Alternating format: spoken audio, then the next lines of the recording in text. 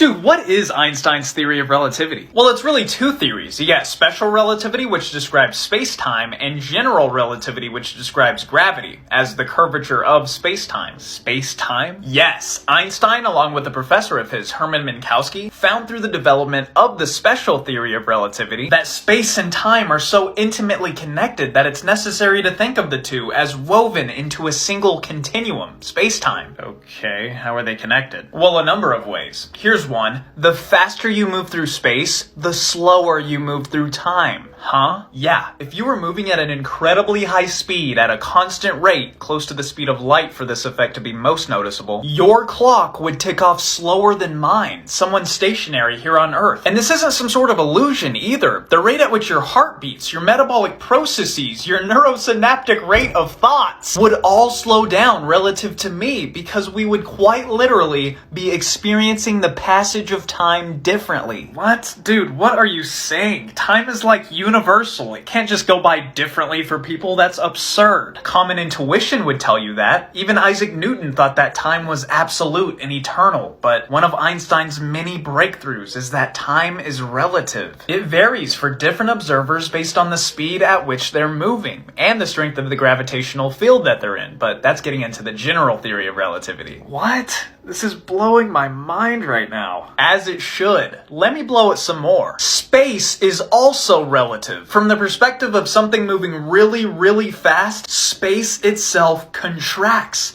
Distances to things literally get shorter. Again, this wouldn't be your mind tricking you, it's what would be actually happening in that perspective, or frame of reference. Alright, how do we know any of this? Believe it or not, there's just two postulates, or rules I guess you could call them, that make up the whole special theory of relativity. And what I've just described to you, formerly known as time dilation and length contraction respectively, are direct consequences of these two rather simple things. Let's hear them. Postulate 1. The laws of physics are the same for anything that isn't speeding up or slowing down, what we'd call an inertial reference frame. And postulate 2, the speed of light in a vacuum is the same for all observers, no matter what your frame of reference is. From the combination of those two assertions alone, we conclude that there is no absolute space, there is no absolute time, there is no absolute motion or simultaneity. Different observers can and will measure different values for each of these things, and be equally as correct in their frames of reference. It's all relative, hence the theory of relativity.